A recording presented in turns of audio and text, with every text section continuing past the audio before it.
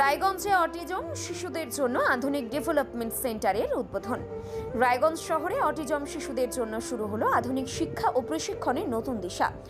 শুক্রবার দুপুরে Anandadhara special education school and day কেয়ারের উদ্যোগে উদ্বোধন হয় ড্রিম ডেজেল চাইল্ড ডেভেলপমেন্ট সেন্টারের। অনুষ্ঠানের সূচনা হয় অতিথি বরণের মধ্যে দিয়ে। ফিতে কেটে কেন্দ্রের দ্বার উদ্ঘাটন করেন ডক্টর অরিন্দম নন্দী, সমাজকর্মী সুব্রত সরকার ও পিয়ালি দাস ঘোষ। এছাড়া উপস্থিত ছিলেন যোগা শিক্ষক শিশির কুমার সাহা, সমাজকর্মী টুসি সাহা সহ অন্যান্যরা। আয়োজকদের পক্ষ থেকে জানানো হয় অটিজম শিশুদের জন্য এখানে থাকবে আধুনিক থেরাপির সুবিধা, speech and language therapy, occupational therapy ও ফিজিওথেরাপির ব্যবস্থা থাকবে এখানে। পাশাপাশি দেওয়া হবে play therapy, behaviour modification therapy ও বিশেষ শিক্ষা। অভিভাবকদের জন্য থাকছে প্যারেন্টাল কাউন্সেলিং এর সুযোগ। শিশুদের পড়াশোনার পাশাপাশি নাচ, গান, আবৃত্তি, যোগা ও হাতের কাজ শেখানো হবে। বিশেষজ্ঞ চিকিৎসক ও দক্ষ প্রশিক্ষকদের মাধ্যমে সব পরিষেবা দেওয়া হবে বলে জানানো হয়েছে।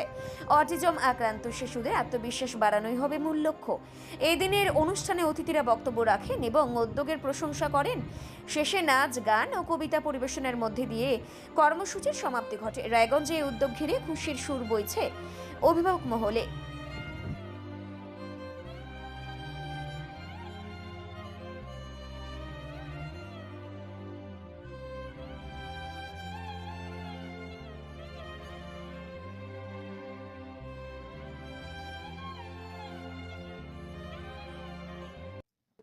এটা হচ্ছে রায়গঞ্জ শহরে এই প্রথম একই ছাদের তলায় যেখানে থেরাপি সেন্টার আছে ডাক্তার অরিন্দম নন্দী।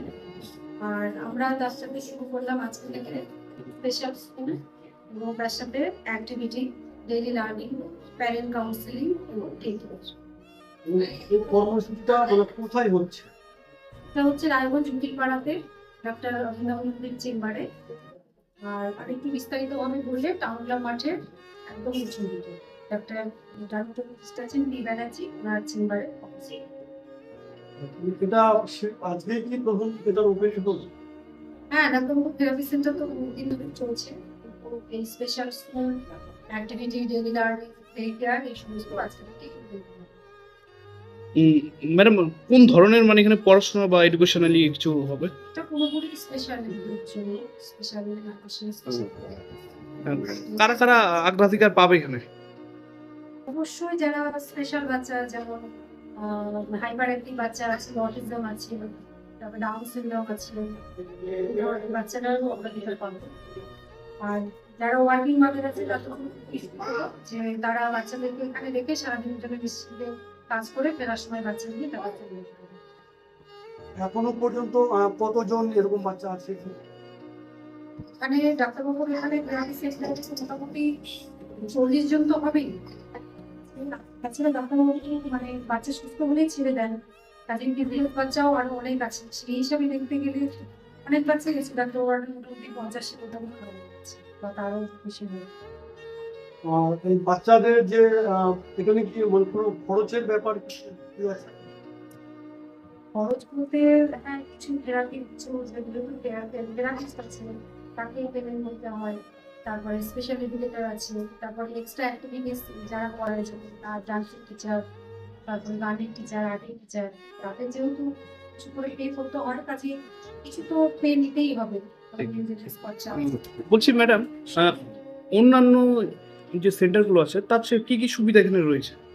অবশ্যই পুরোপুরি সুবিধা। অন্য সেন্টারে শুধু সেখানে থেরাপি দেওয়া হয়, এখানে তো থেরাপি তো আগে দেওয়াই হতো, আমি যেটা আগে বললাম। তার সাথে এখানে স্কুল শুরু হচ্ছে, স্পেশাল স্কুল, তারপরে অ্যাক্টিভিটি হচ্ছে, ডেইলি লার্নিং হচ্ছে, প্যারেন্টসদের মাসে একবার করে প্যারেন্টস মিট করার ব্যবস্থা থাকছে, তারপরে কাউন্সিলিং হচ্ছে।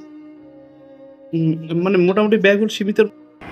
স্যার, আজকে কি কর্মসূচি নিয়েছেন আপনারা? আমাদের একটি ডে কেয়ার এবং থেরাপি সেন্টারের আজকে ওপেনিং, এটি অনেকদিন ধরেই ফাংশন। তো ডে কেয়ারের একটা যেই তত্ত্বাবধান ব্যাপারটা থাকে, যেখানে অটিস্টিক পেরেন্টসরাদেরকে ট্রেনিং, শুধু নট অনলি বাচ্চাদের থেরাপি হবে, তার সাথে সাথে এখানে কী করে একটা অটিজম বাচ্চাকে আমরা হ্যান্ডেলিং করবো, তাকে কী করে ADHDকে আমরা হ্যান্ডেল করবো, কী করে হাইপার অ্যাক্টিভিটিকে নিয়ে আমরা ট্রেনিং ফর আস। তাদের মধ্যে কোনো সমস্যা নেই, সমস্যা আমাদের যে আমরা তাদেরকে বুঝতে পারছি না, ঠিক আছে। এবার সেই ক্ষেত্রেই তাদের আরও নানান রকম কো ক্যারিকুলার অ্যাক্টিভিটিস, যেমন ড্রয়িং, পেইন্টিং, এডুকেশন, মিউজিক, এইসব অন্তর্ভুক্ত অ্যাক্টিভিটিস নিয়ে তাদের মেন্টাল ডেভেলপমেন্ট, তাদের কোর ডেভেলপমেন্টগুলো নিয়েই আর কি এম করে এই উদ্যোগটি নেওয়া হয়েছে, যেখানে মেন ফোকাস অন্য সেন্টারের সাথে তো তুলনায় যাওয়ার দরকার নেই। আমাদেরটা নিয়ে আমরা কী করছি সেটা নিয়ে আমরা বলতে চাইবো। সেটা হচ্ছে আমরা অকুপেশন থেরাপিটার উপরে বেসিক্যালি ফোকাস করছি, যেখানে একজন occupational therapist is in charge of everything. সেন্টারটি আমার হলেও কিন্তু উনি আর কি মেন ইনচার্জেই রয়েছেন, যেখানে উনি অ্যাসেসমেন্ট বেসিক্যালি কী করে ফলো আপ হয়, অ্যাসেসমেন্ট ইজ ভেরি ইম্পর্টেন্ট। কোন বাচ্চার কোন জায়গাটায় কী এক্সারসাইজের দরকার, without assessment from an occupational therapy কিন্তু আমরা কোনো থেরাপিতে এগোতে পারি না।